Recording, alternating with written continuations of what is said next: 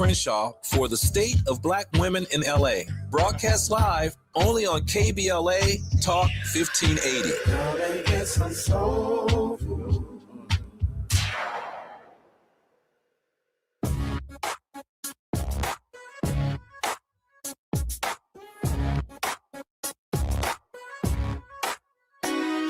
The Jesse Jackson Jr. Show. The Jesse Jackson Jr. Show. The Jesse Jackson Jr. Show. The Jesse Jackson Jr. Show. Come on and talk with me. Come on and listen to me. Come on and talk with me. Come on and listen to me. KBLA Talk 1580. Download the app.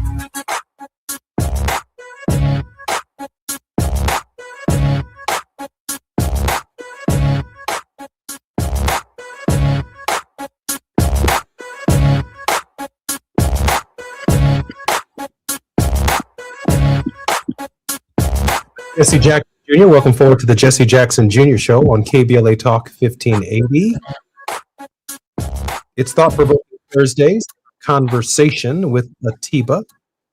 Atiba is the former Deputy Executive Director for the National Black Caucus of State Legislators, NBCSL. He's a strategic alliance consultant and president of Party Politics US. He's worked as a TV political contributor for BNC News, The Heat, In the Know with Mo, The Leslie Marshall Show, iHeartRadio, Government Exec, and 96.3 WHUR, and One America News Network. He most recently was a guest host on Rising, an American daily news and opinion web series produced by Washington, D.C.'s political newspaper, The Hill. In 2020, Atiba released his first novel, Saving Grace, a political thriller, and I understand now that he is in an airport joining us live on the Jesse Jackson Jr. Show. Atiba, welcome forward to the show. Tiba will be right back, and also our very special guest. I'm particularly honored on this occasion to have Representative Amber M. Baker, who serves North Carolina's 72nd House District, representing Central Forsyth County, including parts of Winston-Salem. An accomplished educator and leader, she holds a Bachelor of Science in Elementary Education from Winston-Salem State University, as well as a Master of Arts and a PhD in Educational Leadership and Administration from The Ohio State University. Before her election to the General Assembly in 2020, Dr. Baker dedicated over a decade of serving as principal of Kimberly Park Elementary School in Winston-Salem. In the legislature, she focuses on education, housing, and workforce development, reflecting her commitment to community advancement and empowerment. Dr. Baker, Representative Baker, welcome forward to the Jesse Jackson Jr. Show. Well, we're family here, so you can dispense with all the titles. We are family, so it's just Amber right now, but I appreciate that, sir. Amber, I appreciate you so much. Please just call me Jesse as well. Atiba, welcome forward to the show and our conversations that we have weekly with you. How are you, Atiba? I'm good, Jesse. How are you doing? I'm doing just great. Holding up. I'm strong. I'm feeling very, very good about the progress that we're making.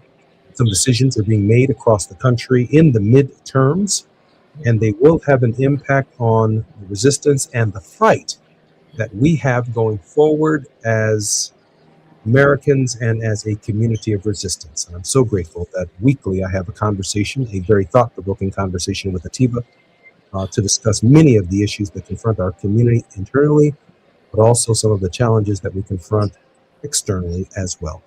Atiba. Jesse, I just want to say, first off, Amber, thank you so much for joining us. I'm sitting in the airport right now, and I want to send a big shout out to the TSA crew that are working here. You mentioned midterms that are working today that are not being paid, and they haven't been paid in over a month. So, I just have to say that the grace and the dignity in which the TSA agents that I just passed through just a little while ago, it just says a lot about us as Americans in terms of the better part of us as a country. It's a sad thing that there's the politics that's playing into this. But I just wanted to say that. And Jesse, I wanted to say to you, it's great to be here with you. I know, this week I got a chance to listen to you on, I believe it was Tuesday with your mom and with your sister, and it was a great show. I really enjoyed listening to it. Atiba, I appreciate that very much. And thank you for bringing up the TSA agents. Not only are they laboring unpaid under extraordinary circumstances, we find ourselves right now engaged in a conflict in Iran. And as you know, Atiba, Iran is notorious for engaging in unconditional warfare, or I should say a different kind of warfare, a warfare where they are one with their religion, and the attack by the United States, not only on their country, but on their religious hierarchy, is a factor in what is destabilizing the entire global economy, global energy. And in this moment, Dr. Baker, I'm thinking that these questions of affordability, and I talked about it yesterday on our show, are tied in large measure to the Strait of Hormuz, in that so many products, Representative, are tied to petroleum, plastics, styrofoam, car tires. And when we talk about affordability in our communities, we talk about rising prices that range from eggs, fertilizer, and a key component of fertilizer comes from the Strait of Hormuz, which means that our food prices are going to go up and the quality of our lives are going to go up. I'm wondering, Amber, what are you experiencing from your own constituents about the cost of living and the difficulties? Well, actually, what we're experiencing in terms of what we're seeing with the unprovoked attacks against Iran is an exacerbation of what we've already seen with the tariffs, the refusal to pass Medicaid, to fund Medicaid, the SNAPS benefits.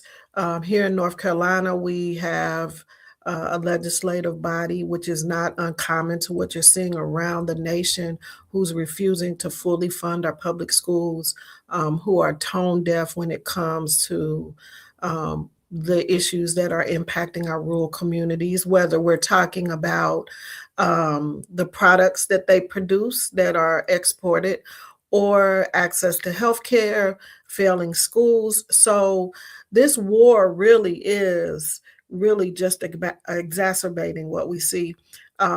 Personally, I watched literally the gas go from $2.89 on one day, and the next day it was at $3.29. And now the prices here in Winston in particular has been as high as $3.89. So we know that whenever there's a crisis, because we have capitalists that take and they prey on this and, do whatever they can to raise money, we are closely monitoring this here for price gouging and working really closely with our Attorney General to bring about any types of fines or anything that we can do to hold our businesses here local for dealing with people in an ethical kind of way. I'm Jesse Jackson Jr., listening to the Jesse Jackson Jr. Show on KBLA Talk 1580. When we come back, more conversation with Atiba and Representative Amber M. Baker from North Carolina. I'm Jesse Jackson Jr. More when we come forward on KBLA Talk 1580. It's afternoon drive time with Jesse Jackson Jr. Only on KBLA Talk 1580.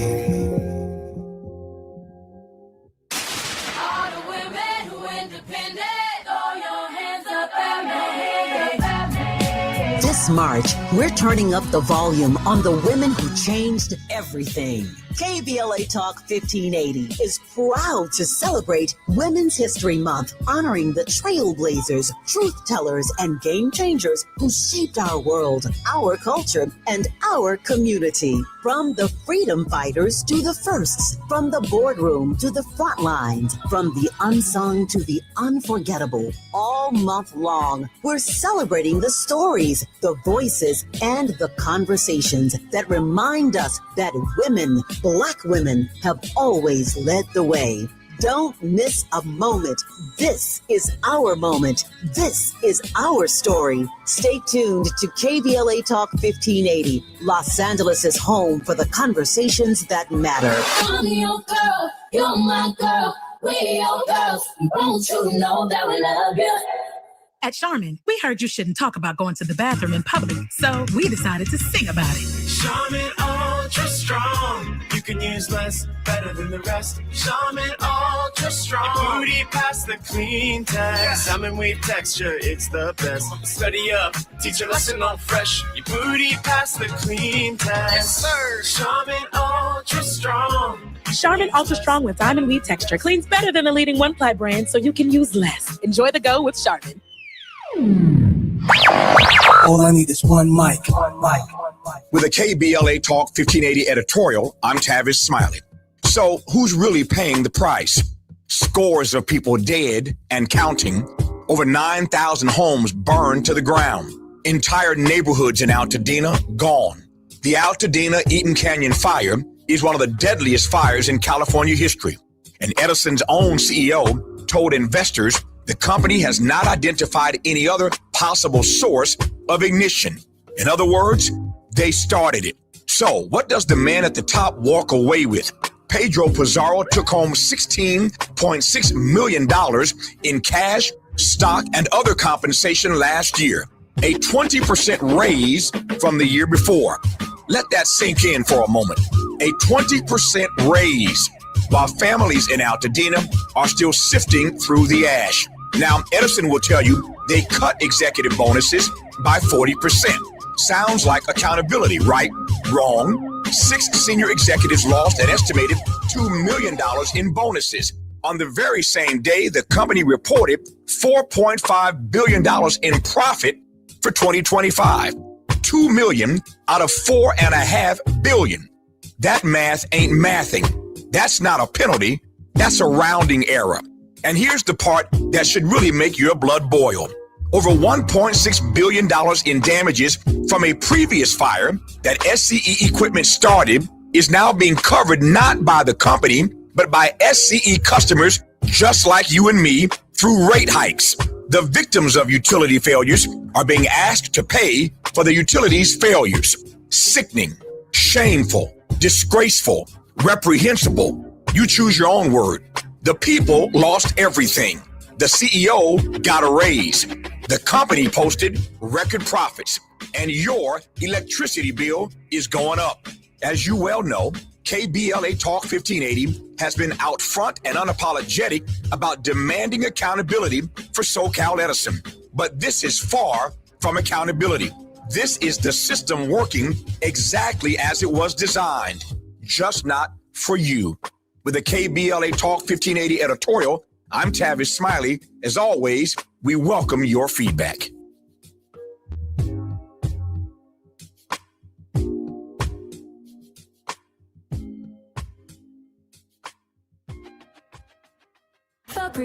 As a rideshare driver, I love keeping my car smelling fresh and clean. So when I'm driving, I only trust Febreze car vent clips, featuring 3 distinct intensity settings, because it's that little touch that sets me apart. I can turn the intensity down for subtle freshness, or I can turn it up for when I want lots of scent. So whether it's set to low, medium, or high, with Febreze car, I know my car's going to smell amazing. Which keeps my driver rating right where it belongs. Picking up Oscar!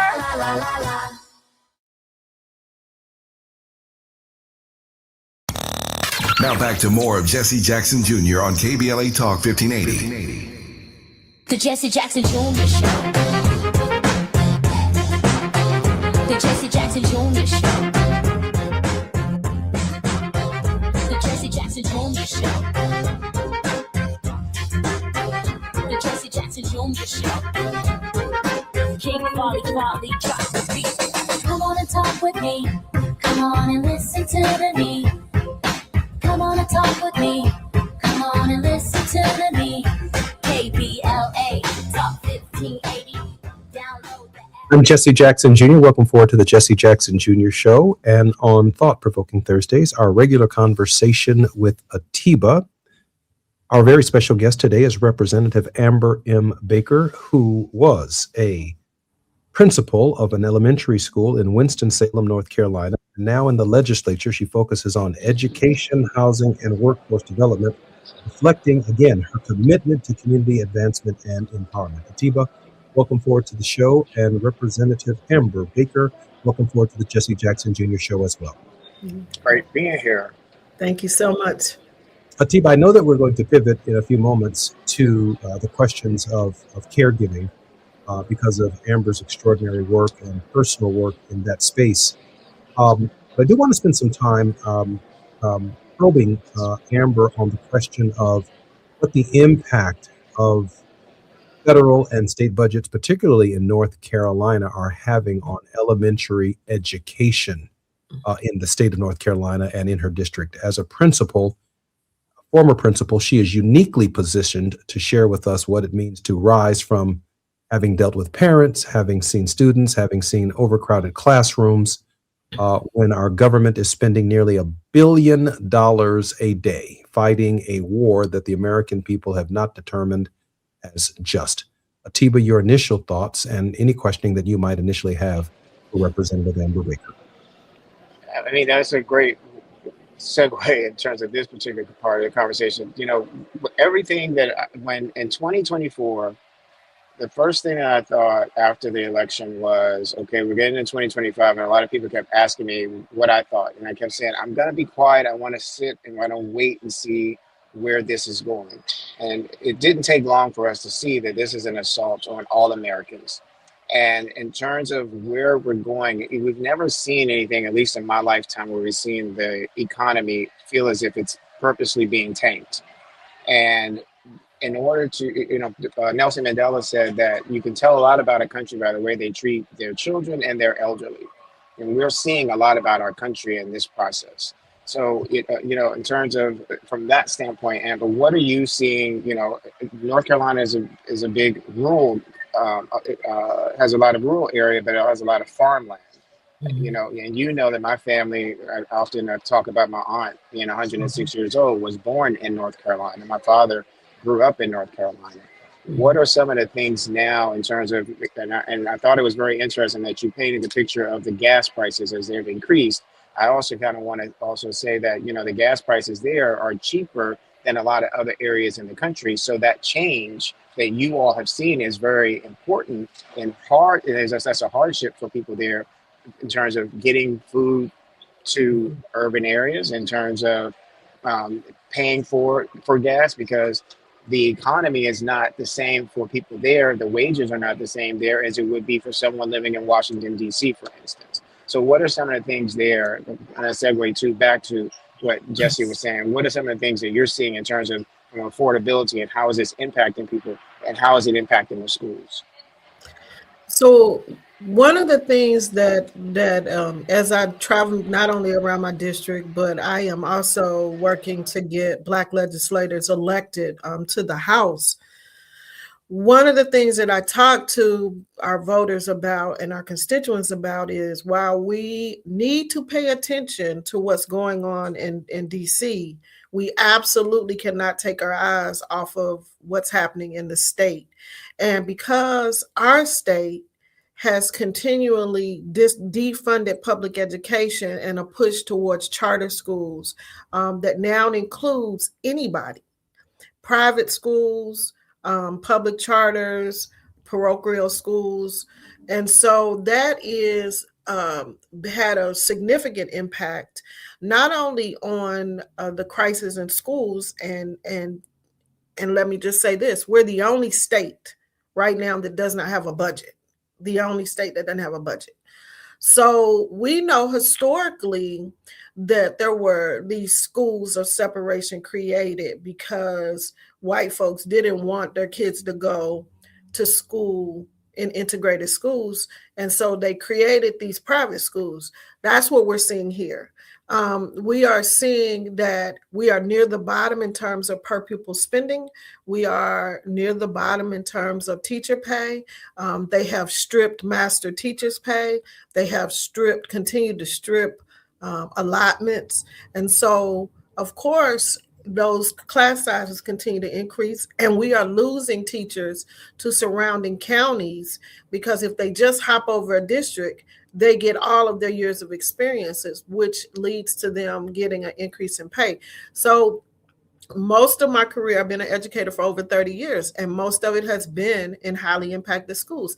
And we know that when something affects America, then you times that times 3 or 4, and it's going to be greater. So our schools that are historically in underfunded communities are bearing the brunt of that, whether we're talking about lack of funding to keep the schools up to standard, holding on to the teachers in terms of making sure that they have good pay. And so in terms of education, North Carolina is where we once was a beacon. Right? We were the beacon. We were the places that companies wanted to move to because of the strong educational system. We are now fastly becoming one of the worst states in the nation because of how we deal with public education in particular. But we also saw this week where we are bringing more awareness to the fact that they have completely dismantled public education. So it's all intertwined. That's why people have to pay attention to what's happening nationally as well as what's happening in the state. Amber, I'd like to follow up on that question by asking you, when you interact with other state legislators, not only in the state of North Carolina, but beyond the state of North Carolina, are you hearing and seeing similar problems? Is the discourse essentially the same? Yes, particularly around the vouchers and the increase in public dollars going to private schools. A lot of times and oftentimes North Carolina is sort of the litmus test. If we can get it passed here, then more of our states, particularly our southern states, and I don't like to say red and blue states, I like to say Democratic-led and Republican-led states. So particularly in Republican-led states, a lot of what they try when they come back from their national convention with their marching orders, we see it here before we start to see it in other states. So I am working with our other legislative Black caucuses to kind of give them the playbook that we've been using to fight back. Atiba, North Carolina is a bellwether. Yeah, and Amber, you and I were talking yesterday about grassroots, and in terms of what we're seeing, in North Carolina. You also mentioned that you're trying to get more state legislators into the House. What are some of the things, and I always like to say that we can be doing to help you, because one of the things that I'm going to continue to repeat is that midterms effing matter. And the fact that we've got to vote in numbers that are too large to manipulate the outcome. But in order to do that, we've got to do things like what Jesse's dad did in 1984 in terms of leading efforts to register people to vote. What are some of the things that are happening there in North Carolina? What are some of the things that we can be talking about collectively in our respective states that can also be helpful in terms of maybe even creating a echo chamber that helps to move this from a grassroots standpoint up, so that people recognize that November 3rd, 2026 is a very important date for them to mark in their calendar and to march and go to vote?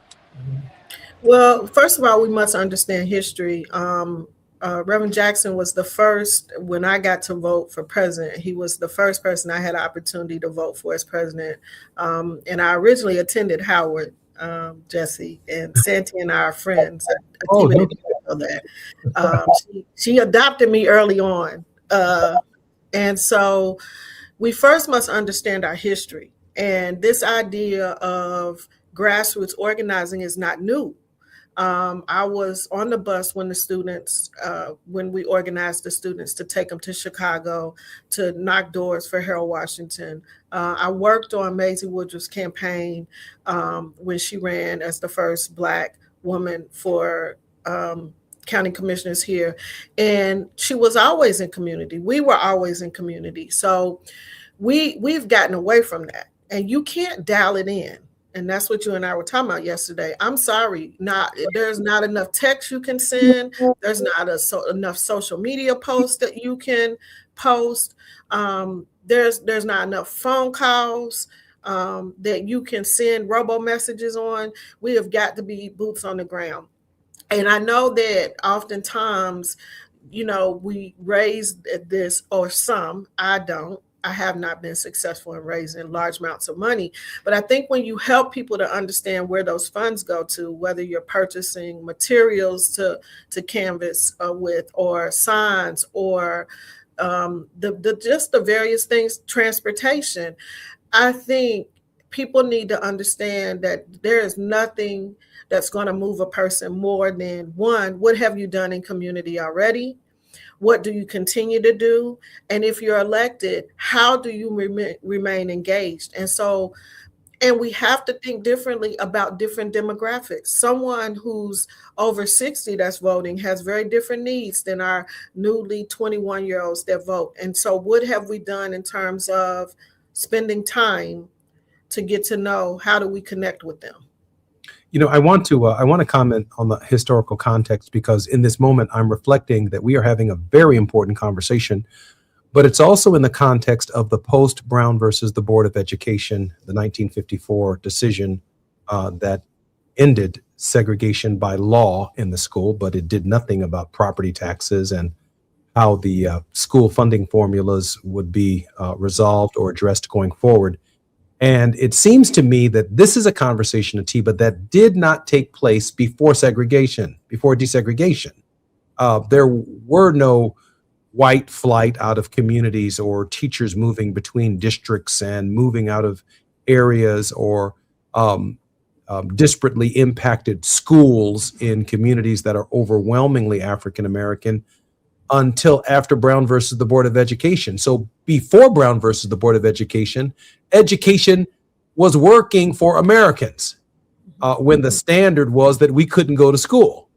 And then, of course, over time, from 1954 to the present, we've been having these conversations about vouchers, about school funding, about teacher pay, about equality, particularly as the school districts themselves become more and more African American. Class sizes become larger and larger. No new schools are being built on the scale to keep up with the amazing population of students that are moving through the schools. And when we come forward on KBLA Talk 1580, I'm hoping that we can address the context within which race has played a role in the underfunding of schools and the quality of education for all citizens. I'm Jesse Jackson Jr., listening to the Jesse Jackson Jr. Show on KBLA Talk 1580. More when we come forward with Representative Amber Baker and Atiba. It's afternoon drive time with Jesse Jackson Jr. Only on KBLA Talk 1580.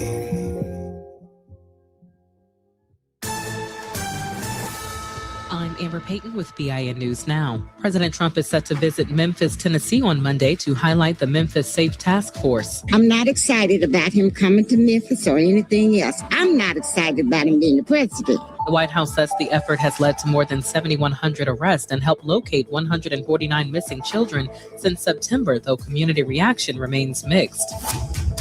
HBCU Howard University is reacting after being featured in a BTS animated video. The preview highlights 7 Korean students at Howard in 1896 who helped record early music from Korea. The university says the moment reflects its global impact. And rapper Afro Man has won a defamation lawsuit filed by an Ohio sheriff's office over a music video using footage from a 2022 raid on his home. A jury cleared him on all counts, siding with his argument that the video stemmed from the incident itself. Get BIN News Now on demand 24/7 on the iHeartRadio app. For nearly 50 years, OPL Law has changed lives, restored futures, and delivered justice. When your world turns upside down after an accident, reputation and success matter. We're real people who fight for real people. OPLLaw.com. This is the KBLA Sports Minute with Ray Richardson. The Lakers are looking more and more like a serious contender in the Western Conference. They won their 7th straight game Wednesday night, a 124-116 win in Houston. 40 points, 9 rebounds, and 10 assists for Luka Doncic, 30 points for LeBron. LeBron made 13 of 14 shots. It was not a good night for the Clippers in New Orleans. The Clippers lost their 3rd straight game. New Orleans pulled away for a 124-109 victory. The Clippers are below 500 again at 34-35. For the first time in the history of the NCAA men's basketball tournament, 3 HBCU teams are competing in the first round: Tennessee State, Howard, and Prairie View A&M. Prairie View became the 3rd team Wednesday night when they beat Lehigh 67-55 in the play-in round. Before this year, 2 HBCU teams was the highest number that qualified in previous NCAA men's tournaments. No debates, no speculation, just the info you need. That's your KBLA Sports Minute. I'm Ray Richardson on KBLA Talk 1580.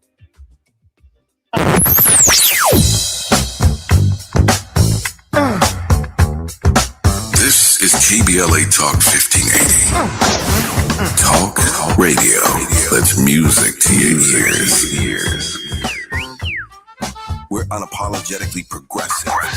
KBLA Talk 1580.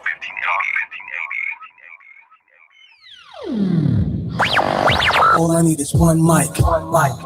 With a KBLA Talk 1580 editorial, I'm Tavis Smiley. So, who's really paying the price? Scores of people dead and counting. Over 9,000 homes burned to the ground. Entire neighborhoods in Altadena gone.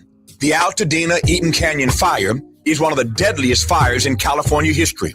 And Edison's own CEO told investors the company has not identified any other possible source of ignition. In other words, they started it. So what does the man at the top walk away with? Pedro Pizarro took home $16.6 million in cash, stock, and other compensation last year, a 20% raise from the year before. Let that sink in for a moment. A 20% raise, while families in Altadena are still sifting through the ash. Now, Edison will tell you they cut executive bonuses by 40%. Sounds like accountability, right? Wrong. 6 senior executives lost an estimated $2 million in bonuses. On the very same day, the company reported $4.5 billion in profit for 2025. $2 million out of $4.5 billion. That math ain't mathing. That's not a penalty. That's a rounding error. And here's the part that should really make your blood boil. Over $1.6 billion in damages from a previous fire that SCE equipment started is now being covered not by the company, but by SCE customers just like you and me through rate hikes. The victims of utility failures are being asked to pay for the utility's failures.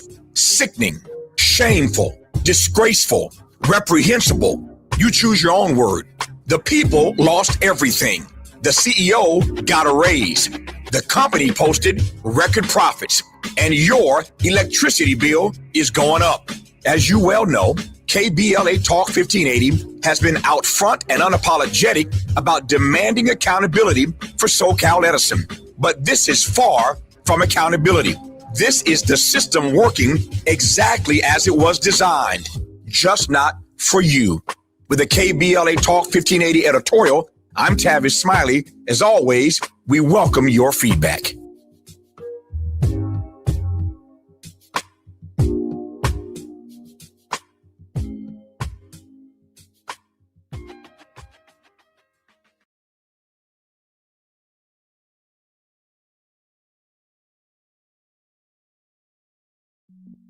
Hi, I'm Dominique DePrima, KBLA Talk 1580 host and African Focus Incorporated cultural ambassador. You probably know by now that every year our two organizations team up to lead a trip to the motherland. This June will be our 8th African Focus Trailblazers Tour, and it's not too late to join us. But if you've been thinking of going with us, now is the time to sign on before prices go up. Our current deadline is March 20th. Join us as we travel to a country widely considered one of Africa's most underrated destinations, Zambia, home to the towering Victoria Falls and the bustling capital city, Lusaka. Enjoy a visit to Botswana, known for its pristine natural beauty and stunning Southern African wildlife. We travel in comfort with luxury accommodations, a variety of fun activities, and delicious dining. We do service with charitable work at a school and an orphanage, and we expand our horizons with cultural and historical excursions. To sign up now before our March 20th deadline, please call African Focus Incorporated at 310-676-7300. That's 310-676-7300. Or check out africanfocus.org. Whether it's in the community or traveling the globe, we move as family. African Focus and KBLA Talk 1580. Let's go.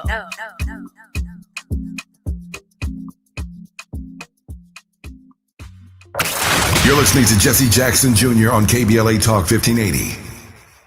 The Jesse Jackson Jr. Show. The Jesse Jackson Jr. Show. The Jesse Jackson Jr. Show. The Jesse Jackson Jr. Show. King Volley drops the beat. Come on and talk with me. Come on and listen to me. Come on and talk with me. Come on and listen to me. KBLA Talk 1580. Download the app. I'm Jesse Jackson Jr., listening to the Jesse Jackson Jr. Show on KBLA Talk 1580. We're having our regular conversation with Atiba on Thought-Provoking Thursdays, and our very special guest is Representative Amber M. Baker, who serves North Carolina's 72nd House District, representing Central Forsyth County, including parts of Winston-Salem. Representative Baker, just before the break, I was sharing with our listeners that the questions of funding schools of equal high quality really didn't occur until we showed up to go to school. And it seems to me that this trending discussion about vouchers, about teacher pay, about smaller class sizes, about the quality of education, particularly in an economy that is now changing, that includes artificial intelligence. It seems to me that when it comes to funding our schools, the nation is once again turning its back. Representative Baker. So I would just take a little bit of an exception to that, in a sense that our schools were never fully funded. And what Brown versus Board did was it totally dismantled the infrastructure for the schools we already had. Had they just funded us and left us alone, it would have never been about integration. So once we integrated, all of our neighborhood schools were dismantled, our administrators were displaced, our teachers were either laid off or dispersed. So they really caused a dilution a dissolution of what we had that was working. We just needed the funds to continue to properly fund our students. And so what you started to see, you are absolutely correct in the sense that the white flight occurred because they didn't want us there anymore than we wanted to be there. And so that's when you started to see your private schools pop up. That's when you started to see your Christian schools pop up. So I would just contend that in terms of Black pupil spending, it was never equal. It was never equitable. And so what we're seeing now is a rise of what was occurring pre-1954. In addition, what we also are seeing is a higher number of criminalization of students, higher number of students being funneled into special education. You are seeing higher suspension rates, more children that are being assigned to alternative schools.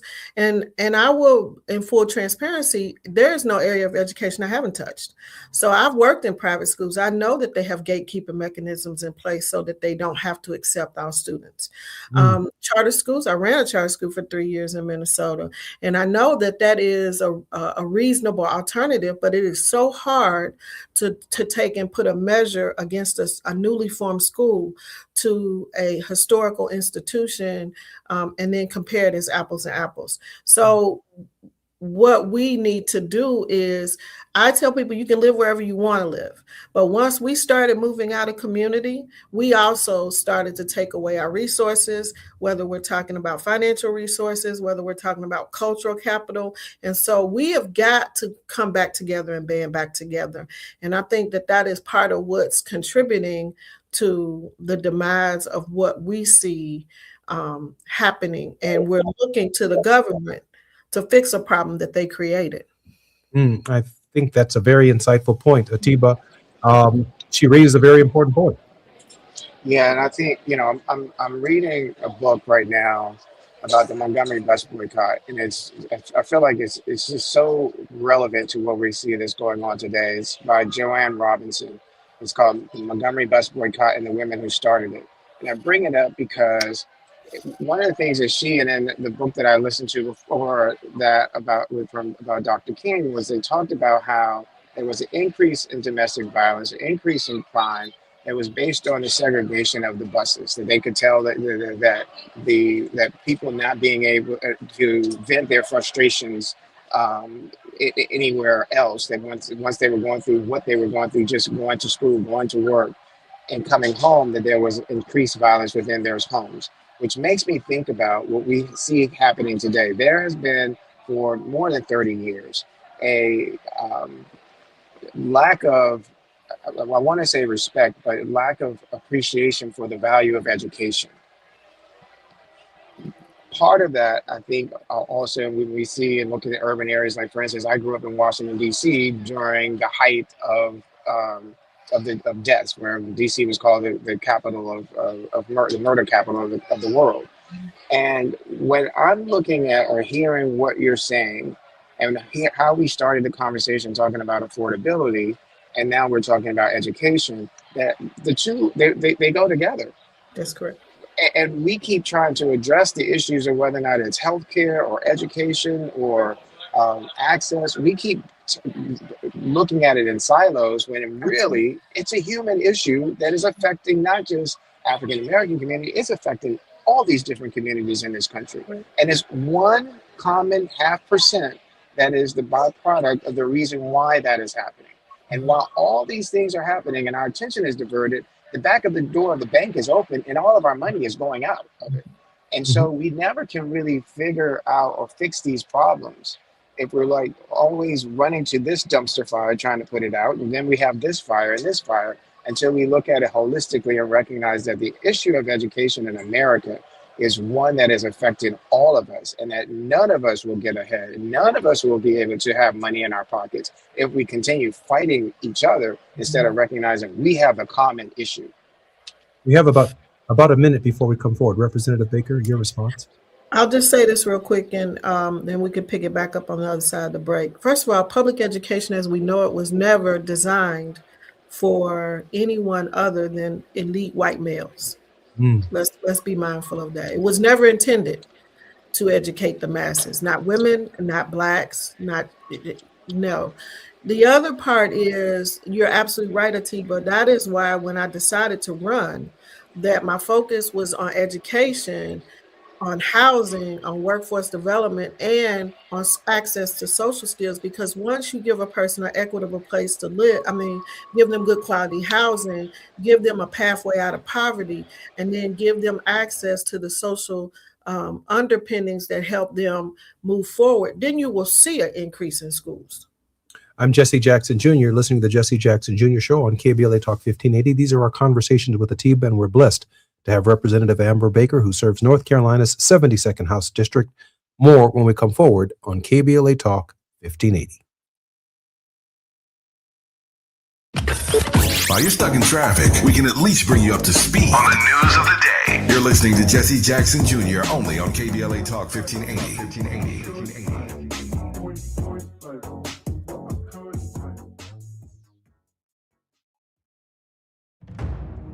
They call it progress, but progress has a price.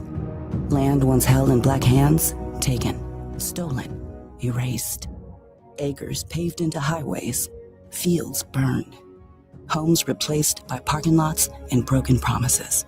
Every deed lost was a dream deferred. We talk about millionaires, but what about the millionaires that never were? The farmers whose soil was seized. The families who watched their inheritance disappear. The wealth that never had a chance to grow because its roots were ripped from the ground.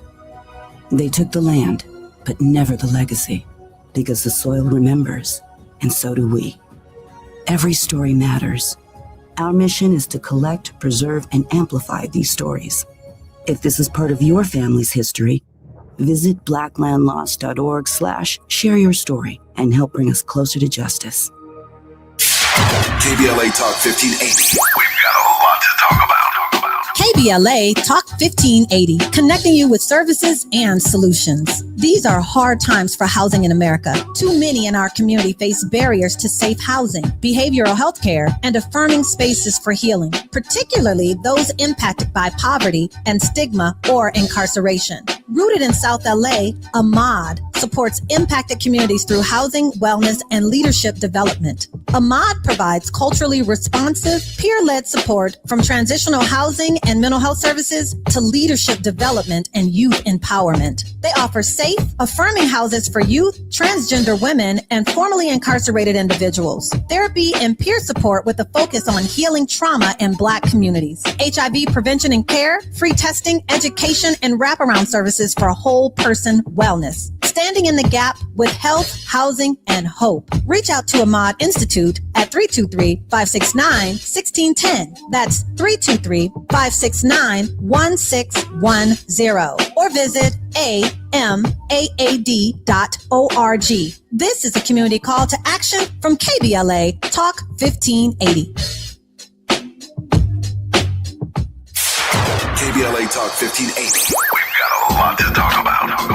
KBLA Talk 1580 joins you in standing for voting rights. The midterm election campaign season is here now. The 2028 presidential election is right around the corner. When We All Vote is a leading national nonpartisan initiative on a mission to change the culture around voting and to increase participation in each and every election by helping to close the race and age gap. Created by Michelle Obama, When We All Vote brings together individuals, institutions, brands, and organizations to register new voters across the country and advance civic education for the entire family and voters of every age to build an informed and engaged electorate for today and generations to come. When We All Vote empowers their supporters and volunteers to take action through voting, advocating for their rights, and holding their elected officials accountable. It's all in for 2026 and 2028. Please visit whenweallvote.org to stand up for your rights, voting rights. This is a community call to action from KBLA Talk 1580.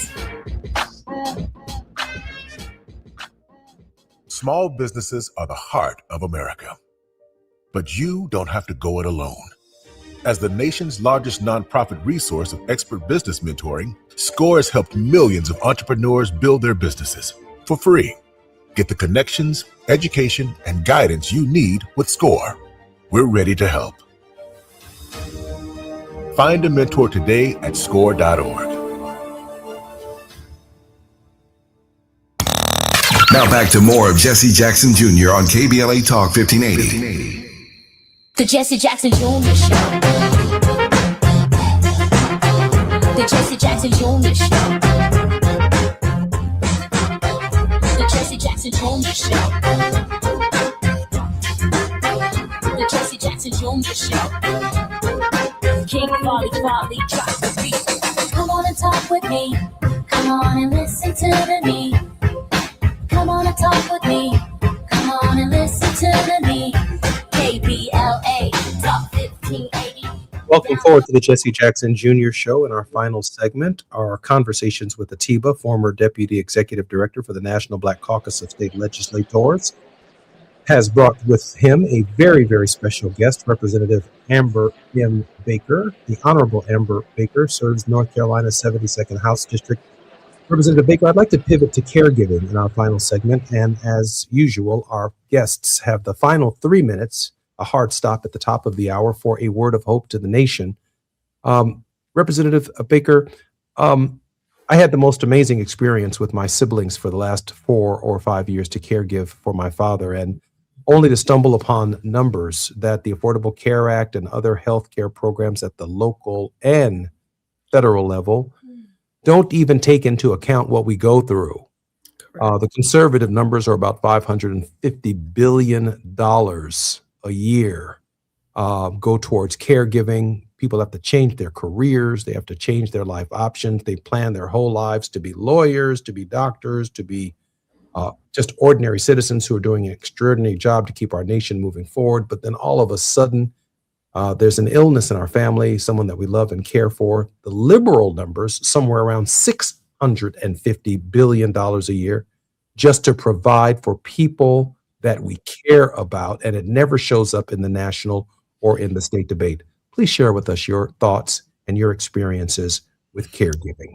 Yeah, my mother was just shy of turning 90. She passed in July of last year, July 7th, and she would have been 90 in September 12th, and was totally independent, had been very smart with her money, and at 85, almost 85, still lived alone, handled her affairs, volunteered, did community service.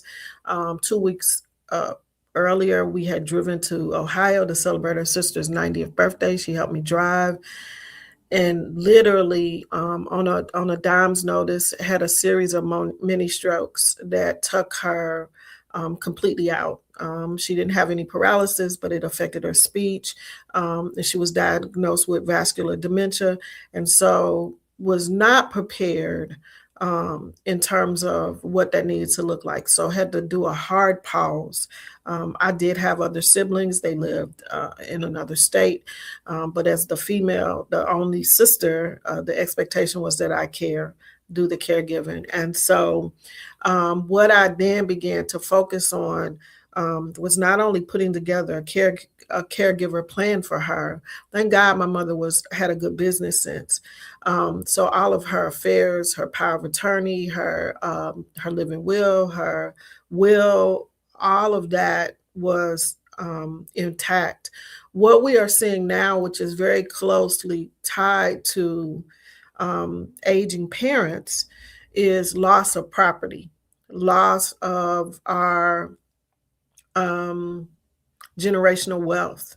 And so as a legislator, now my mother made too much money to qualify for Medicaid, and her Medicare and secondary insurance covered a lot of her medical stay.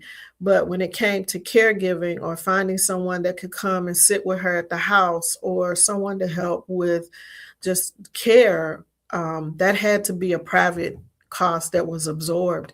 And I like to tell people, as much as people think that those of us who serve in elected office get rich off of this, I actually took a pay cut to answer yes to God calling me to do this. So it was already difficult for me to try to manage my own household. And as her expenses increased, then I had to figure out how to make sure my mom was taken care of. So it's important that we look at legislation that gives us that gap care for those people who may make too much money on paper, but in reality, we want to ensure that the quality of care for them is high. We also want to make sure that we are talking to our family members about putting a care plan in place.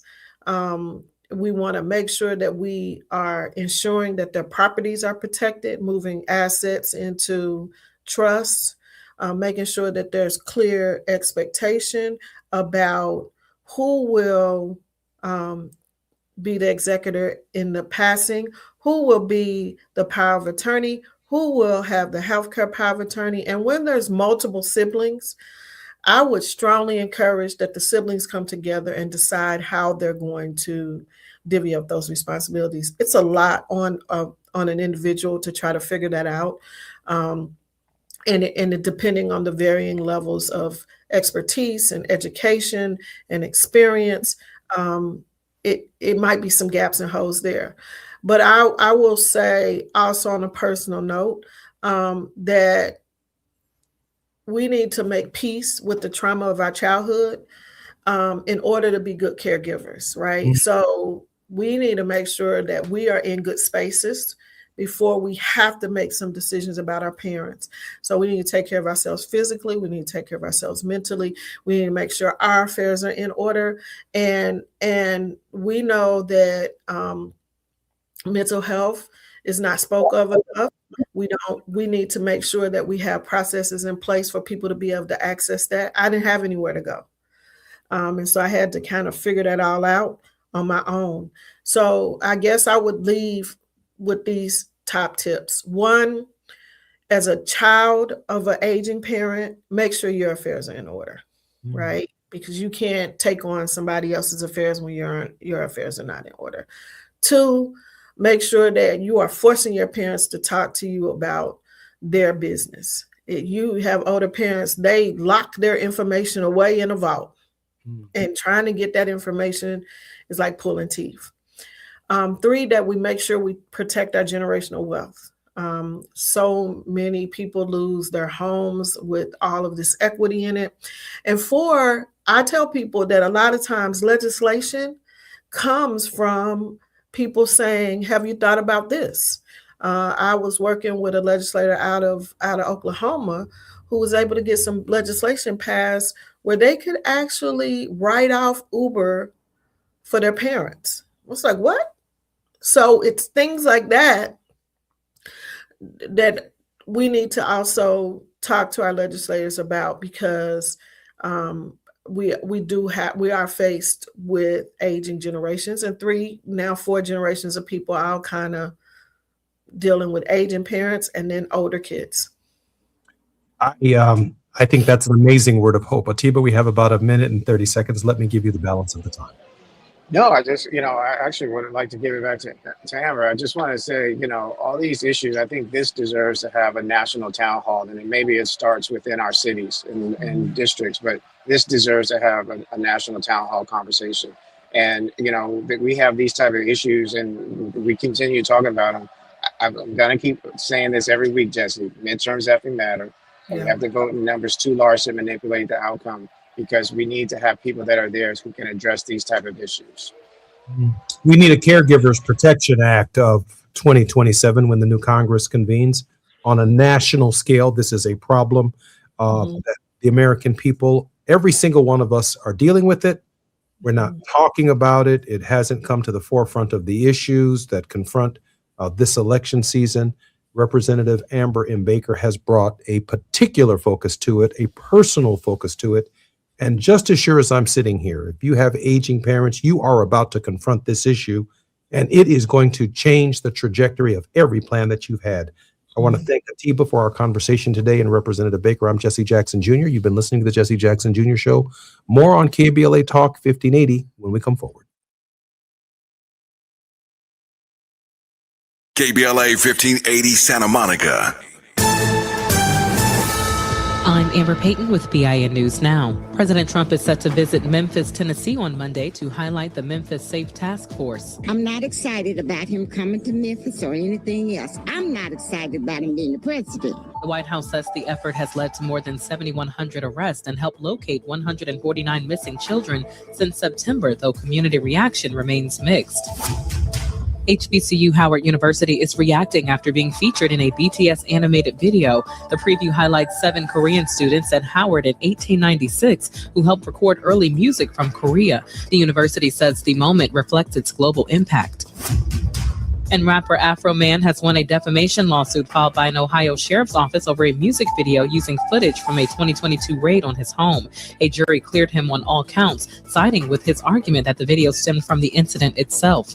Get BIN News Now on demand 24/7 on the iHeartRadio app. For nearly 50 years, OPL Law has changed lives, restored futures, and delivered justice. When your world turns upside down after an accident, reputation and success matter. We're real people who fight for real people. OPLLaw.com. This is the KBLA Sports Minute with Ray Richardson. The Lakers are looking more and more like a serious contender in the Western Conference. They won their 7th straight game Wednesday night, a 124-116 win in Houston. 40 points, 9 rebounds, and 10 assists for Luka Doncic, 30 points for LeBron. LeBron made 13 of 14 shots. It was not a good night for the Clippers in New Orleans. The Clippers lost their 3rd straight game. New Orleans pulled away for a 124-109 victory. The Clippers are below 500 again at 34-35. For the first time in the history of the NCAA men's basketball tournament, 3 HBCU teams are competing in the first round: Tennessee State, Howard, and Prairie View A&M. Prairie View became the 3rd team Wednesday night when they beat Lehigh 67-55 in the play-in round. Before this year, 2 HBCU teams was the highest number that qualified in previous NCAA men's tournaments. No debates, no speculation, just the info you need. That's your KBLA Sports Minute. I'm Ray Richardson on KBLA Talk 1580. Good old-fashioned soul. Where you eating at? Hi, I'm Greg Doolin, inviting you to a special celebration of Women's History Month. Join KBLA Talk 1580 for its annual symposium, The State of Black Women in LA. Broadcast live from Doolin's Soul Food on Crenshaw, Friday, March 27th, 6 a.m. to 9 a.m., moderated by Dominique DePrima. And yes, breakfast is just $15.80. Come get fed twice. Your stomach and your mind will thank you. We'll see you Friday morning, March 27th, 6 a.m. to 9 a.m. at Doolin's Soul Food on Crenshaw for the State of Black Women in LA. Broadcast live only on KBLA Talk 1580. Now they get some soul food.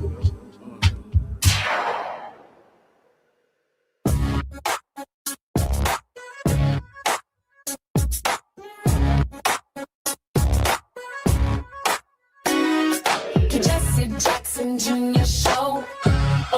The Jesse Jackson Jr. Show. The Jesse Jackson Jr. Show. The Jesse Jackson Jr. Show.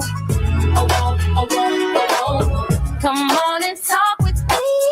Come on and listen to me. Come on and talk with me. Come on and listen to me. KBLA Talk 1580. Download the app. Welcome forward to the Jesse Jackson Jr. Show in our second hour.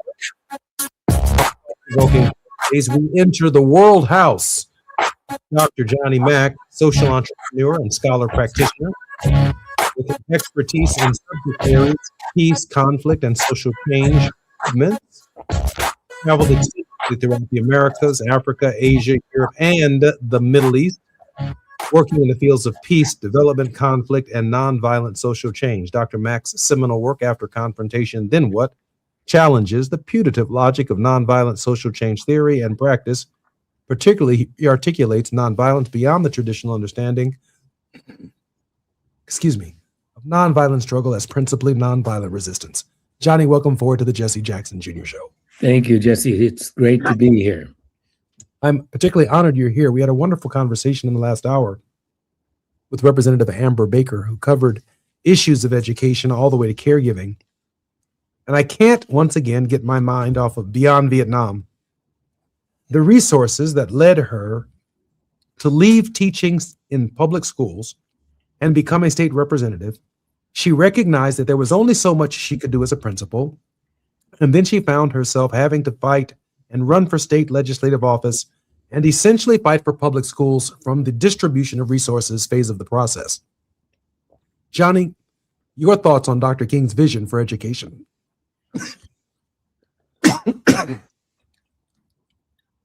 King was, of course, as a rights leader, understood education as a fundamental human right.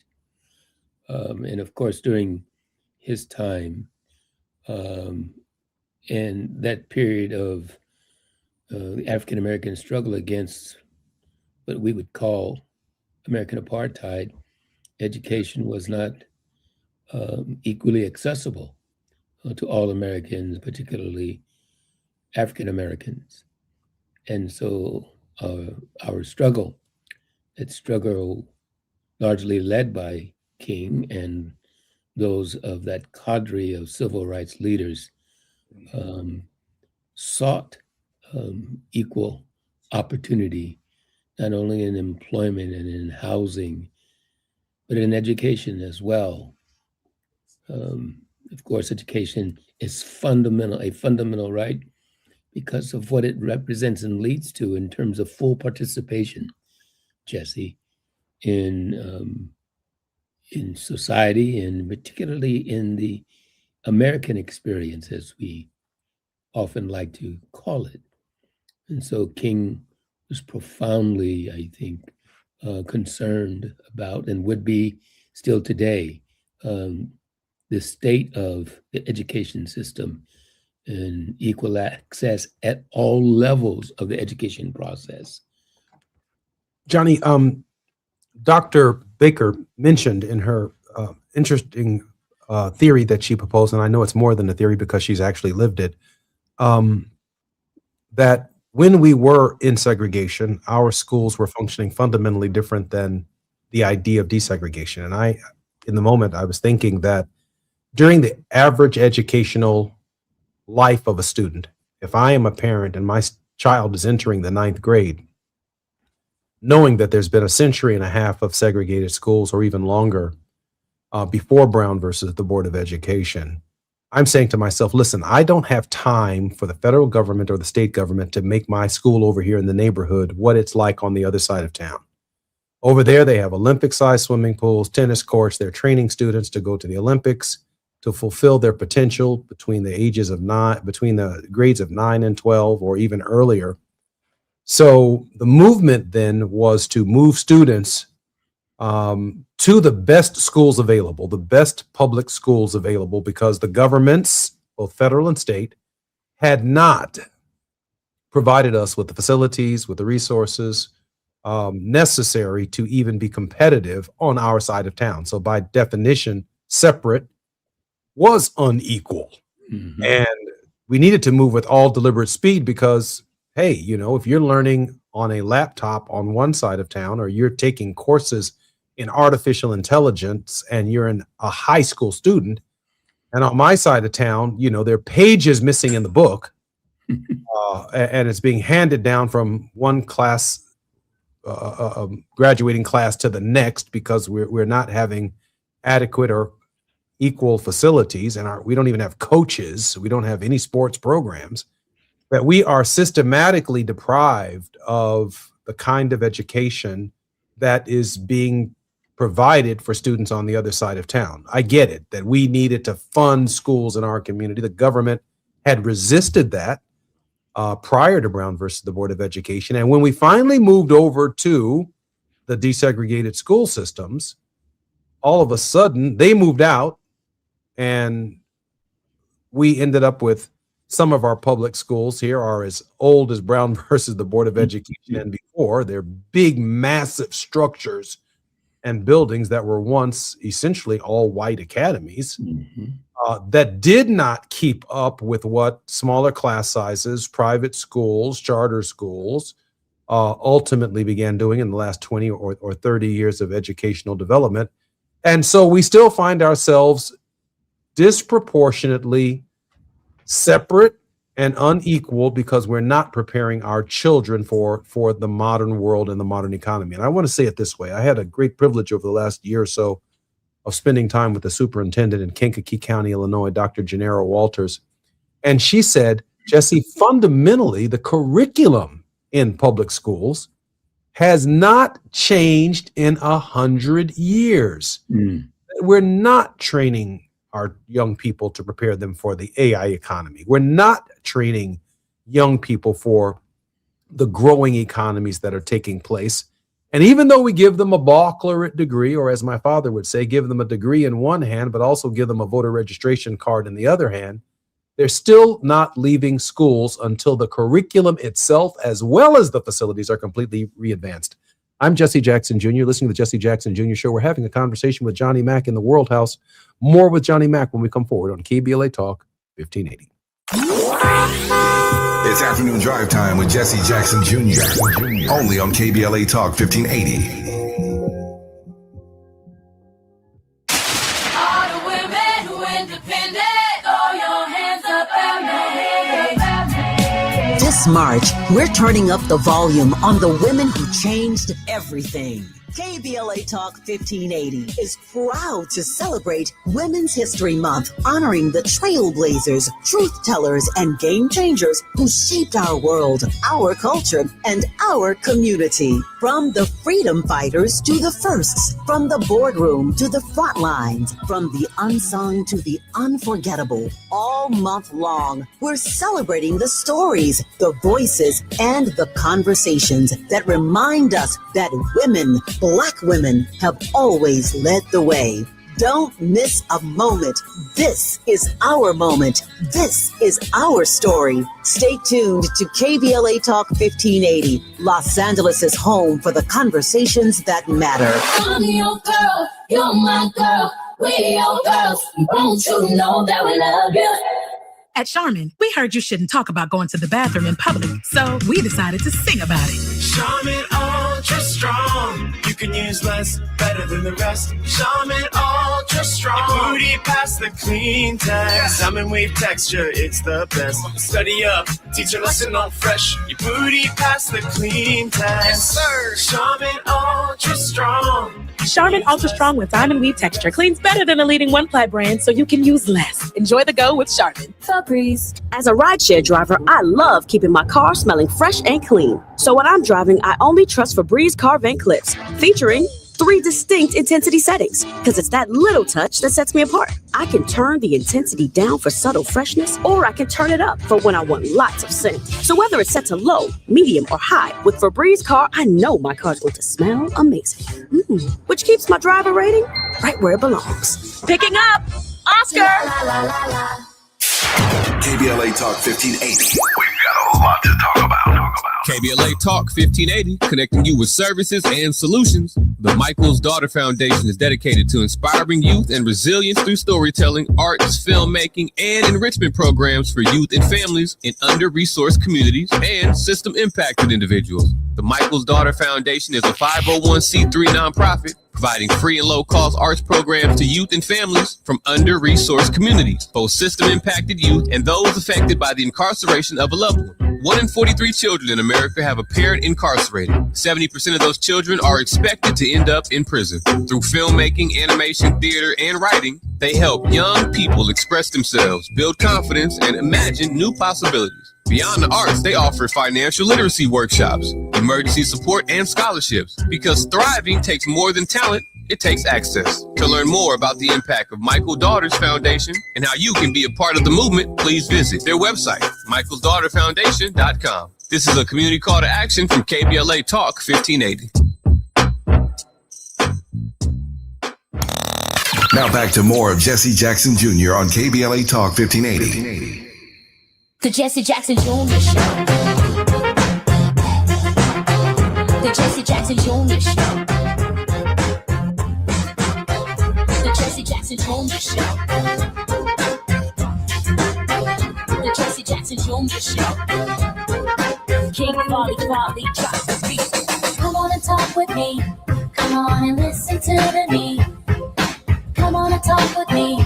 Come on and listen to me. KBLA Talk 1580.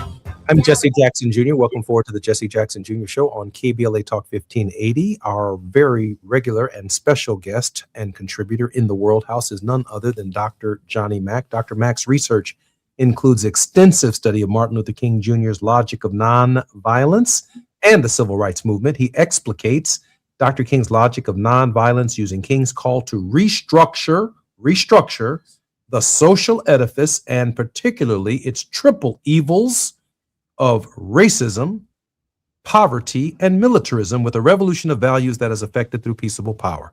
Dr. Mack, welcome forward to the show. Thank you. Great to be here. Johnny, we're 19 days into this Iranian conflict, and the early estimates of what it's costing the United States per day is $1 billion. That's $19 billion. Now, when we hit day 50 of this conflict, that will be $50 billion. And it will last for a while. It is not going anywhere. I'm just wondering, in real time, when we think about the World House, Dr. Baker could use $1 billion in the state of North Carolina to fix the state's public education system.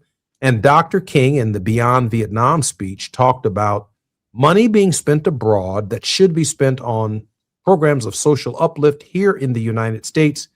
I'm sure that Dr. Baker could have, with $1 billion grant from the federal government to the state legislature for the purposes of creating equal high quality schools, would go a long way towards solving in the next generation social ills within the state of North Carolina.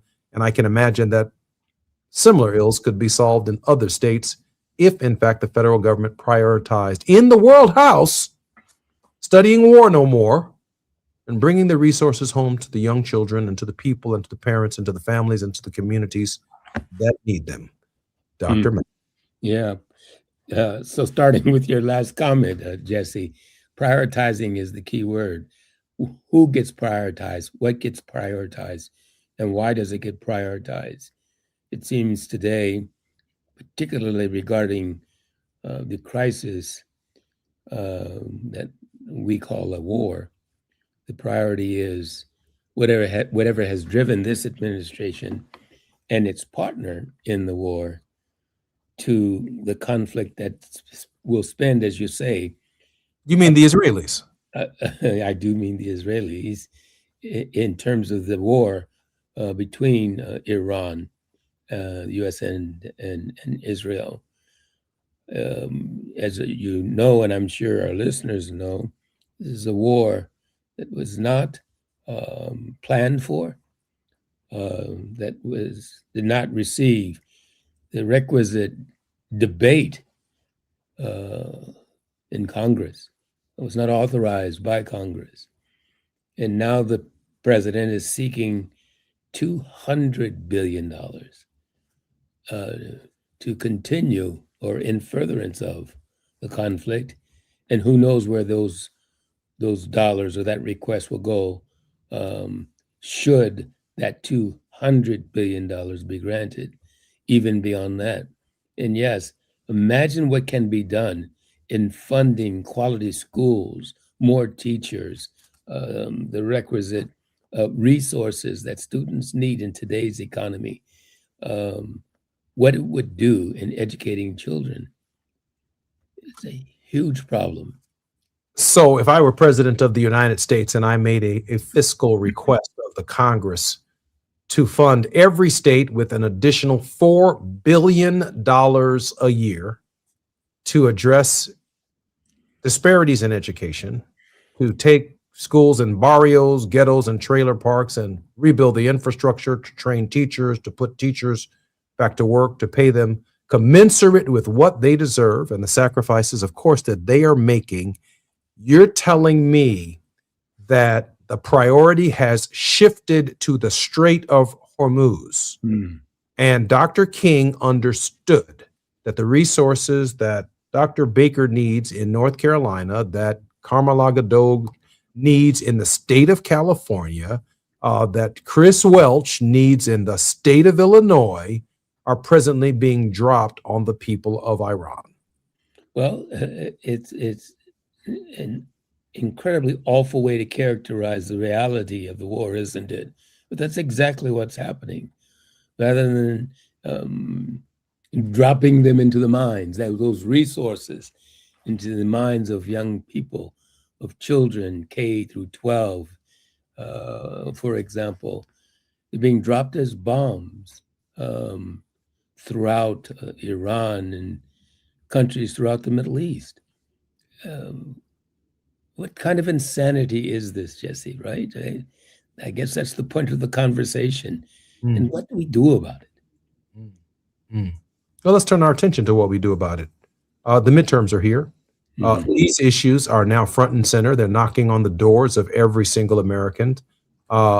If the Congress of the United States, I'm assuming under the leadership of Mike Johnson, that we're looking at a MAGA vote to support the president's wishes in Iran. But I'm going to make this. I'm going to make this this speculative assertion that a $200 billion request to fight Iran is going to have a healthy number of Democrats who are supportive of that as well. I mean, this is a civilizational crisis where the Congress of the United States is going to want to be seen on the side of one of the most influential lobbying organizations in the country, and that is the American Israeli Political Action Committee. Well, Jesse, again, the issue is what do we do about it? And not only what, but who? Who do we look to? And I think you hit the nail on the head in large part when you speak to the idea that with midterm elections, we have the opportunity to decide who will lead, particularly in the case of Congress, this nation, and provide the resources and hold accountable this administration to how our resources, American resources, are being spent. This is incredibly important. We always say that this election is the most important election of our time. And it seems as though as things get worse, Jesse, each election becomes even that more important. That's the reality that we live in today. And so we ordinary citizens, must take charge of our lives and the life of our communities, particularly at the ballot box. But not only there, our voices have to match our votes. And we have to speak out against what we know it doesn't work for the quality of life of ordinary citizens, not only in these United States, but throughout the World House. Towards building the World House, Dr. Martin Luther King Jr., when he made this argument in 1967, he became an increasingly unpopular figure. And it's hard to imagine that there are members of Congress who are prepared to make the same argument in the modern context without recognizing that making the argument is going to make them particularly unpopular this time. I mean, we are bringing Americans home in body bags, Johnny. That's the political reality. Share with us your thoughts on the transformation of values that Dr. King is talking about. We see that many of these weapons were developed to fight the Russians. We have, as far as I can tell, maybe I'm missing something here. I don't think we fired a single Cold War weapon at the Russians. We've developed some of the most sophisticated weaponry and technology in the history of mankind, preparing for a war with the Russians. And yet people who have sticks and stones are being the recipients of, $4 million Tomahawk missiles. I mean, the recipients of massive battleships and submarines. And there's even talk, Johnny, of boots on the ground for people who only have AK-47s.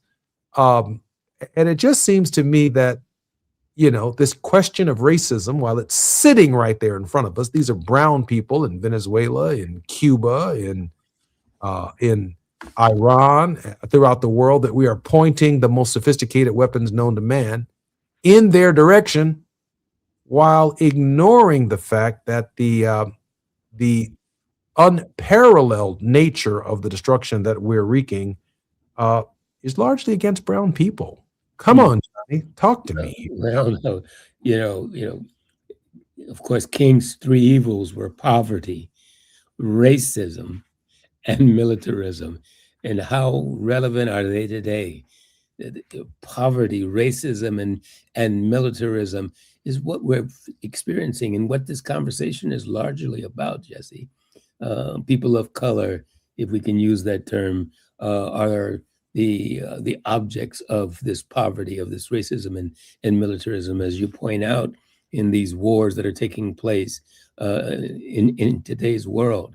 And your original question was, what are the values that King was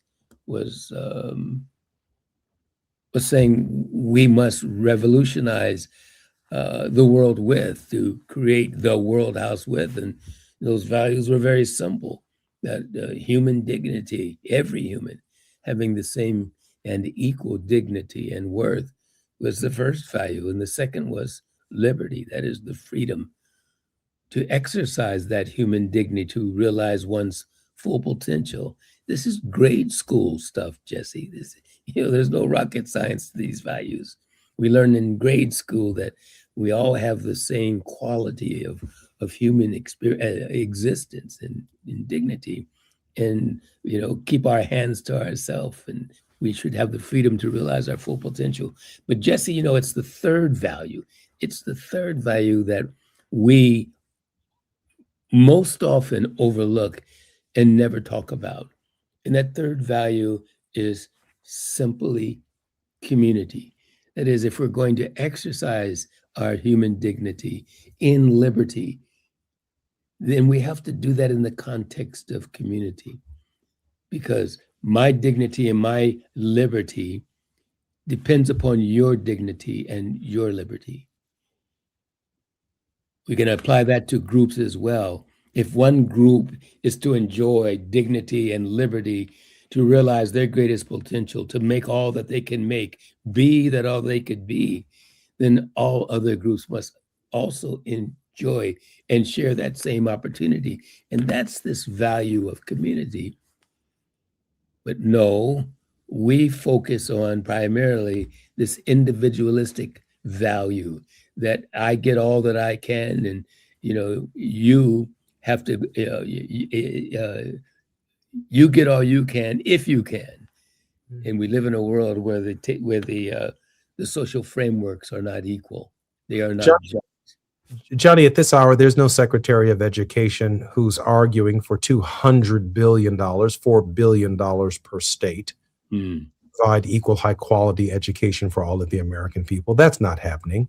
No. At this particular hour in the United States, there is no Secretary of State who is peaceably approaching diplomacy nonviolently for the purposes of bringing about a world community through international governing bodies, the United Nations, or even the United States acting unilaterally or bilaterally towards peace and settling peace in a region.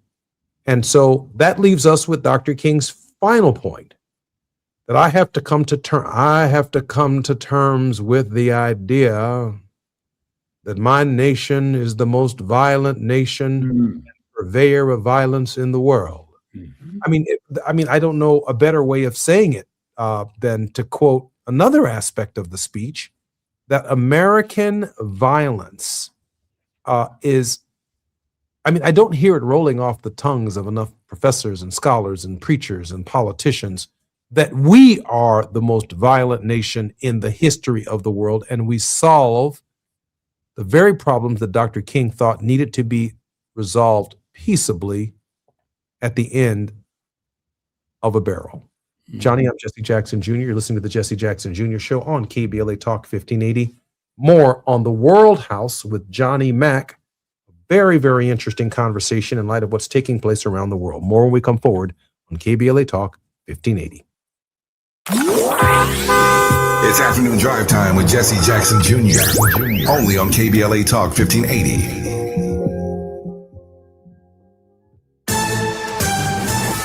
I'm Amber Payton with BIN News Now. President Trump invoked Pearl Harbor while discussing U.S. airstrikes on Iran during a meeting with Japan's Prime Minister Sanae Takaichi in the Oval Office. Who knows better about surprise than Japan? Okay, why didn't you tell me about Pearl Harbor? Okay. He made the remark when asked why allies like Japan were not notified ahead of the strikes. A House committee has advanced a bill to shut down D.C.'s traffic camera program, passing it in a 21-19 vote. The bill's sponsor says the cameras are mainly used to generate revenue, while Black Mayor Muriel Bowser and city leaders argue they improve public safety. In Baltimore, Maryland's Black Mayor Brandon Scott has announced the city's annual spring cleanup and day of service set for Saturday, April 25th from 9 a.m. to 1 p.m. Residents and groups are encouraged to register by calling 311 or visiting the city's website. Get BIN News Now on demand 24/7 on the iHeartRadio app. For nearly 50 years, OPL Law has changed lives, restored futures, and delivered justice. When your world turns upside down after an accident, reputation and success matter. We're real people who fight for real people. OPLLaw.com.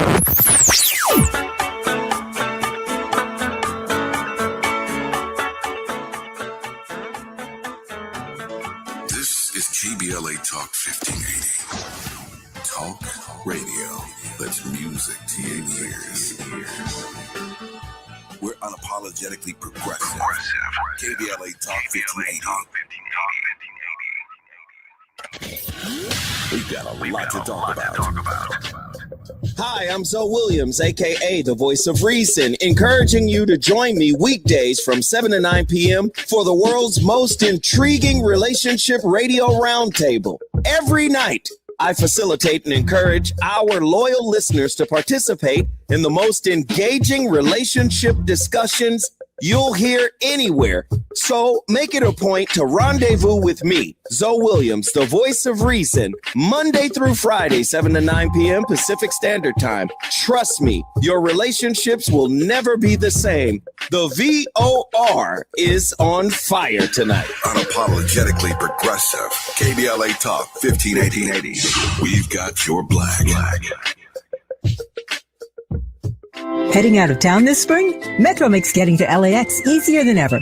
Just take the C or K train lines to the new LAX Metro Transit Center. Then catch a free shuttle straight to your terminal. Easy, affordable, stress-free. Travel smart. Go Metro. Hi, I'm Dominique DePrima, KBLA Talk 1580 host and African Focus Incorporated cultural ambassador. You probably know by now that every year our two organizations team up to lead a trip to the motherland. This June will be our 8th African Focus Trailblazers Tour, and it's not too late to join us. But if you've been thinking of going with us, now is the time to sign on before prices go up. Our current deadline is March 20th. Join us as we travel to a country widely considered one of Africa's most underrated destinations, Zambia, home to the towering Victoria Falls and the bustling capital city, Lusaka. Enjoy a visit to Botswana, known for its pristine natural beauty and stunning Southern African wildlife. We travel in comfort with luxury accommodations, a variety of fun activities, and delicious dining. We do service with charitable work at a school and an orphanage, and we expand our horizons with cultural and historical excursions. To sign up now before our March 20th deadline, please call African Focus Incorporated at 310-676-7300. That's 310-676-7300. Or check out africanfocus.org. Whether it's in the community or traveling the globe, we move as family. African Focus and KBLA Talk 1580. Let's go.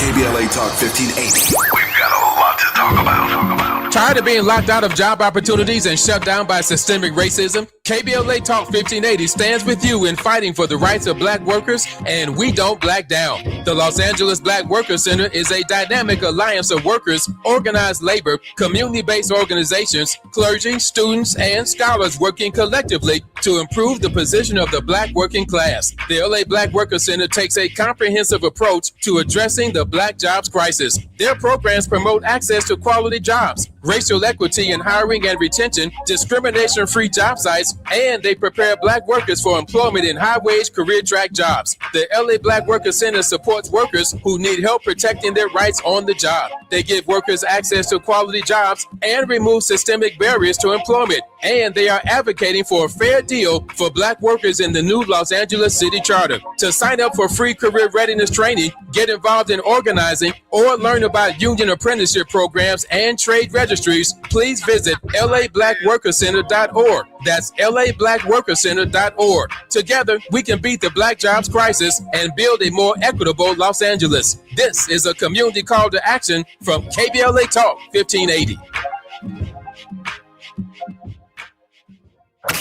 You're listening to Jesse Jackson Jr. on KBLA Talk 1580. The Jesse Jackson Jr. Show. The Jesse Jackson Jr. Show. The Jesse Jackson Jr. Show. The Jesse Jackson Jr. Show. King Quality drops the beat. Come on and talk with me. Come on and listen to me. Come on and talk with me. Come on and listen to me. KBLA Talk 1580. I'm Jesse Jackson Jr. Our very special regular contributor in this hour is none other than the brilliant Johnny Mack. Dr. Mack is a social entrepreneur and a scholar practitioner. Dr. Mack's research includes extensive study of Dr. King's work, The Triple Evils, Dr. King's peaceable power as a direct structural and cultural nonviolence, and correlating strategic, conscientious, and cultural action correlates. Dr. Mack, welcome forward to the Jesse Jackson Jr. Show. Thank you for having me, Jesse. Johnny, I want to talk for a moment about expiration date on this experiment. From Brown versus Board of Education to the present, we are looking at Second Reconstruction and what's left of it. And this experiment, largely brought forward by Brown versus the Board of Education, which isn't just about education. I mean, it desegregated buses, corporate boardrooms, every aspect, desegregated the Congress of the United States with the Voting Rights Act of 1965, a critical piece of legislation. It brought about the American Disabilities Act. It brought about even short white men in Alabama who could not serve as state troopers in the state of Alabama because Alabama, in order to be a state trooper, you had to be 6 foot tall or higher. Well, after we passed the Civil Rights Act of 1964, even short white men could appeal to the Civil Rights Act of 1964 and say, hey, I'm being discriminated against because I'm little bitty itty bitty, but I want to be a state police officer. And they had to strike down the provision of the requirement that allowed short white men to not be state police officers. Johnny, in this moment, I feel like we've been integrating ourselves into a burning house. Into a burning house. Well, there are many ways to extend the metaphor, Jesse. I'm amused a bit by your examples, but let's go back to and tie your example to this idea of the U.S. being the greatest purveyor of violence. We went by that just a bit too fast. Remember that we're in the middle of the Vietnam War when King makes this statement in his Beyond Vietnam speech at Riverside Church. And he is, yes, principally talking about the bombs, as you said earlier, being dropped in Vietnam and elsewhere throughout that region. But King is brilliantly tying these triple evils of poverty, racism, and militarism. So while King is referring to militarism when he talks about the greatest purveyor of violence, it is not that only. He is connecting militarism to poverty and racism at the same time. So poverty as violence and racism as violence. As violence, and equally as violence. And so if the U.S. is the greatest purveyor of militarism as a form of violence, then it is equally the greatest purveyor of violence when it comes to poverty and racism. We think that through. It's a very profound and important thought, Jesse, when we brag about the United States of America being the preeminent state in the world, the greatest power and the greatest ability, et cetera, we fail to mention and remember King's concern that we are also the greatest purveyor of all forms, Jesse Jackson, of violence. Johnny, you got that right there was so heavy and so deep that it's going to take me a minute to process it. Now, racism as violence, violence without a budget, but violence nonetheless. Poverty in need of a budget, but violence nonetheless. And nearly $1 trillion budget advanced by this administration in this fiscal year for multiple wars on multiple fronts at the same time. There's a biblical scripture that says, where our treasury is, our hearts will follow. It does not say where our hearts are, our treasury will follow. Obviously, my heart is with the end of racism. It is with the end of poverty, and it is with the end of militarism. But there's no correlating budget to end these particular violent threats to American culture as there is towards the destruction and the accumulation of natural resources from the poorest of the poor nations on planet Earth. Johnny, how do we overcome this? Well, we approached that answer just before the break, and that is the election that's coming up this year in terms of midterms, and changing the trajectory of the nation requires changing our own consciousness first, Jesse. Our own consciousness, how we think about these issues. We don't think about poverty as a form of violence. We don't think about racism as a form of violence. And we have, generally speaking, no notion of what structural violence is. Sociologists call these forms of violence structural. That is, they are embedded in the woof and warp of the fabric of the world house. Please, Jesse, go ahead. Johnny, you know what we see? We see eggs. We see bacon. Yes. We see rent. We see our health care. But we don't connect these issues of affordability to the Strait of Hormuz. That's right. I mean, we don't connect these issues to Caracas. I mean, these issues, these continents that you've traveled, these people that you've met, this extraordinary explorative work that you engage in, the transformation in values, I think that Dr. King is talking about, is the recognition of the interrelatedness of reality. That's right. That you don't get to, your eggs are supposed to be expensive if you don't have a position on what's taking place in Iran. Your bacon is supposed to be high. And your gas is going to be $10 a gallon until you figure it out. That you're connected to those people in that part of the world that too share your struggle and share your sacrifice. Dad figured that out. But maybe $7 a gallon of gas will be the wake-up call. But something tells me it's just pressure on the U.S. government to find ways to bring the gas price down, and you're still not thinking about what we are doing to raise the price of gas in the world, what we're doing in the world. And so, in my opinion, even watching the strategic attacks by Iran in this conflict, it is definitely aimed at getting the world's attention on the cost of living. You're going to pay for this war. And you're going to feel it in your eggs. You're going to feel it in your bacon. You're going to feel it in your ham sandwich. You're going to feel it in your corn on the cob. And until there's a revolution of values that Dr. King talks about, so that you can see that what our country is doing around the world is so deeply troubling that until you wake up to the idea that there is an interrelatedness between all men and all women and all parts of the world, and that, as Gandhi said, there is enough resources in the world to meet all of the people's needs, but there's simply not enough to meet everyone's greed. That's right.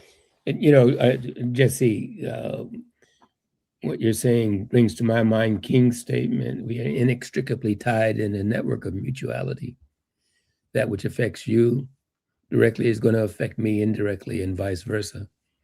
Jesse, I think the American people, and I mean that literally the way it should be understood. The American people, all of us, red and yellow, black and white, right? Not just any particular group of people within these United States.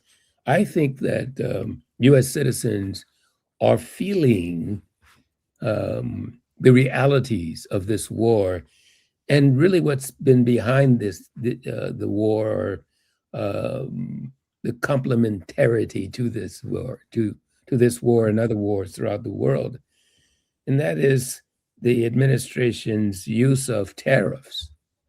Johnny?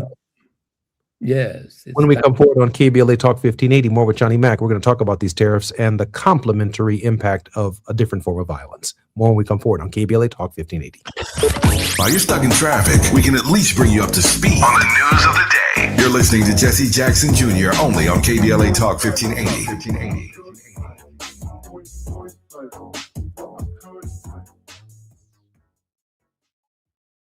I know that hiring can be challenging. You sort through tons of resumes and you get too many so-so applicants. You're just waiting for someone to match your role perfectly.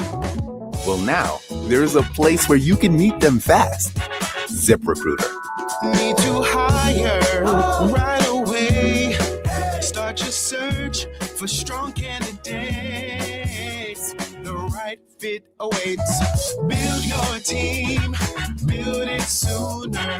Meet your match on ZipRecruiter. Just head to ZipRecruiter.com/free right now to try it for free. And you're on your way to meeting your match. 4 out of 5 employers who post on ZipRecruiter get a quality candidate within the first day. So try it now. Go to ZipRecruiter.com/free. Once again, that's ZipRecruiter.com/free. Meet your match on ZipRecruiter. Try it free. Did you know about 1 in 3 people with plaque psoriasis may also develop psoriatic arthritis, which causes joint pain, stiffness, and swelling? Does this sound like you? Listen to what it sounds like to be a million miles away. Tremfya guselkumab, taken by injection, is a prescription medicine for adults with moderate to severe plaque psoriasis who may benefit from taking injections or pills or phototherapy, and for adults with active psoriatic arthritis. Serious allergic reactions and increased risk of infections and liver problems may occur. Before treatment, your doctor should check you for infections and tuberculosis. Tell your doctor if you have an infection, flu-like symptoms, or if you need a vaccine. Imagine being a million miles away. Explore what's possible. Ask your doctor about Tremfya. Visit Tremfya.com or call 1-800-526-7736. KBLA Talk 1580. We've got a lot to talk about. KBLA Talk 1580, connecting you with services and solutions. The Michael's Daughter Foundation is dedicated to inspiring youth and resilience through storytelling, arts, filmmaking, and enrichment programs for youth and families in under-resourced communities and system-impacted individuals. The Michael's Daughter Foundation is a 501c3 nonprofit providing free and low-cost arts programs to youth and families from under-resourced communities, both system-impacted youth and those affected by the incarceration of a loved one. 1 in 43 children in America have a parent incarcerated. 70% of those children are expected to end up in prison. Through filmmaking, animation, theater, and writing, they help young people express themselves, build confidence, and imagine new possibilities. Beyond the arts, they offer financial literacy workshops, emergency support, and scholarships. Because thriving takes more than talent, it takes access. To learn more about the impact of Michael Daughters Foundation and how you can be a part of the movement, please visit their website, michaelsdaughterfoundation.com. This is a community call to action from KBLA Talk 1580. KBLA Talk 1580. We've got a lot to talk about. Tired of being locked out of job opportunities and shut down by systemic racism? KBLA Talk 1580 stands with you in fighting for the rights of Black workers, and we don't black down. The Los Angeles Black Workers Center is a dynamic alliance of workers, organized labor, community-based organizations, clergy, students, and scholars working collectively to improve the position of the Black working class. The LA Black Workers Center takes a comprehensive approach to addressing the Black jobs crisis. Their programs promote access to quality jobs, racial equity in hiring and retention, discrimination-free job sites, and they prepare Black workers for employment in high-wage career track jobs. The LA Black Workers Center supports workers who need help protecting their rights on the job. They give workers access to quality jobs and remove systemic barriers to employment. And they are advocating for a fair deal for Black workers in the new Los Angeles City Charter. To sign up for free career readiness training, get involved in organizing, or learn about union apprenticeship programs and trade registries, please visit lablackworkercenter.org. That's lablackworkercenter.org. Together, we can beat the Black jobs crisis and build a more equitable Los Angeles. This is a community call to action from KBLA Talk 1580. Getting around LA doesn't have to cost a lot. Metro has fares that fit every budget. 20 free rides for qualified riders through the Life Fare program. Free passes for students with GoPass and affordable options for everyone in between. Wherever you're going, Metro's got you covered. Visit metro.net/fare programs. Now back to more of Jesse Jackson Jr. on KBLA Talk 1580. The Jesse Jackson Jr. Show. The Jesse Jackson Jr. Show. The Jesse Jackson Jr. Show. The Jesse Jackson Jr. Show.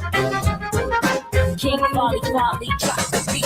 Come on and talk with me. I'm Jesse Jackson Jr. Welcome to the Jesse Jackson Jr. Show. Come on, talk with me. KBLA Talk 1580. KBLA Talk 1580. We're in the World House with Dr. Johnny Mack. Tomorrow on Fat Meat Fridays with Gina Towns, the creator and the executive producer of the Jesse Jackson Jr. Show. What's the Word meets Reflectivity with Raymond Dix Jr. Dr. Raymond Dix Jr. will be joining us on the Jesse Jackson Jr. program with Gina Towns, our producer, along with, I believe, John Diggles is going to round up the week with us on the Jesse Jackson Jr. Show. And Johnny, before we go back to tariffs, I'd like to ask you, our very special regular contributor, Dr. Johnny Mack, is with us. Johnny, how can we support your work? Thanks for asking, Jesse. TheWorldHouseProject.org is our website. Again, TheWorldHouseProject.org. And if one goes there, you'll find out about our work. And you'll also find a little button where you can click on that button and make a tax-deductible contribution to our work. Johnny, I'm so very proud of your work and look forward to supporting your work as well. Hey, Johnny, listen, you just shared with us before we came forward, and of course, you know, at the top of the hour, 3 minutes for a word of hope for you. Johnny, tariffs are a form of violence. A weaponized tariff. I've never heard about it that way, Johnny. Yeah, Jesse, that's where I was headed. These man-made tools that are designed to create and build the World House, or at least accommodate us within the World House, to make us comfortable in the World House, to organize and design our World House, to determine who lives where and enjoys the amenities of the World House. And tariffs are simply one of those tools. The question is, how do you use the tools and who benefits from those tools? And tariffs can be used as a weapon. Even, Jesse, watch this now, tariffs can be used as a weapon of mass destruction. And so, again, it's important to be conscious of what's really happening in the world today and not go for the plain and simple and confusing explanations and excuses that are given by those who don't wish us well, but rather are only looking out for their interests and the interests of their own. So yes, tariffs can be weapons and even weapons of mass destruction. And that seems to be what they're doing to too many lives today. Johnny, the various forms of violence are so profound that they are wrapped up in language that we consider part of the economy itself. When tariffs have historically been exercised to balance trade or to create conditions favorable to U.S. businesses, or even the removal of tariffs to give struggling countries in the third world access to markets that they normally wouldn't have access to for the purposes of feeding their own people and providing basic healthcare, housing, infrastructure within their own countries. How tariffs are used can be used as a form of violence. And what we know about this administration and the particular level of depravity that we've seen from our nation's leader on these questions is that almost everything that he touches or uses is designed to be violent. It's just designed that way. I mean, you have to read of nonviolence isn't just sitting in at a lunch counter. Nonviolence isn't just the way in which we cross the Edmund Pettus Bridge or the way we take our seat on a bus. I mean, violence is couched in language that doesn't seem violent. It's part of the moray of the society itself. And hence Dr. King's call for a revolution of values, meaning that these man-made tools can be used for good, but I don't know if I'm quoting Shakespeare here, but good is only good if it's in the hands of he who is good. That the same Bible, the same stories, not in the hands of Jesus, but in the hands of someone who chooses to weaponize the Bible, can make the Bible a very, very violent and a very, very evil document. Now, I know that someone is going to push back on that. I am saying that the Bible has to be approached with the pure of heart. The stories have to be approached with an empathetic eye of, literally, I talked about it at my father's service, a stranger who comes into contact with people who need hope. And in that hope, he changes the trajectory of their lives, whether it's at the well, whether it's thieves on the cross, whether it's a prostitute about to be stoned. To them, he was a stranger who stepped into their lives for a moment and changed the trajectory of their reality. Johnny, we have about 3 minutes before we come forward for your word of hope. Wow, Jesse, that the way you frame it is so profound and reminds me of the biblical text of faith and hope. That is a relationship of faith and hope, Jesse. And, you know, we don't have to necessarily spiritualize these words. They can be very down to earth and practical in our lives. And I'm reminded that faith is the substance of things hoped for. And so what is our hope? What do we believe in? What do we have faith in? What are we hoping for?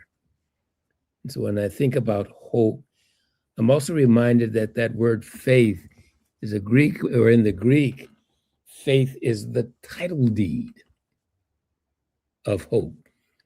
The Greek word is hypostasis. So faith, hypostasis, the title deed of things hoped for. And the substance, the text goes on to say, of things not seen. And that's what we today must have. We must claim that title deed of faith, and then we must exercise that faith, because faith without works the Bible goes on to say is what, Jesse? It's dead. It's dead. I mean, it's dead. It is assassinated and crucified. I'm Jesse Jackson Jr. We've been in the World House with Johnny Mack. Johnny, thank you for joining us this week. Thank you. Looking forward to Fat Meat Fridays tomorrow with Dr. Raymond Dix and our regular contributor and creator, Gina Towns, as well as John Diggles. More on KBLA Talk 1580 when we come forward right here. Stay tuned on our station.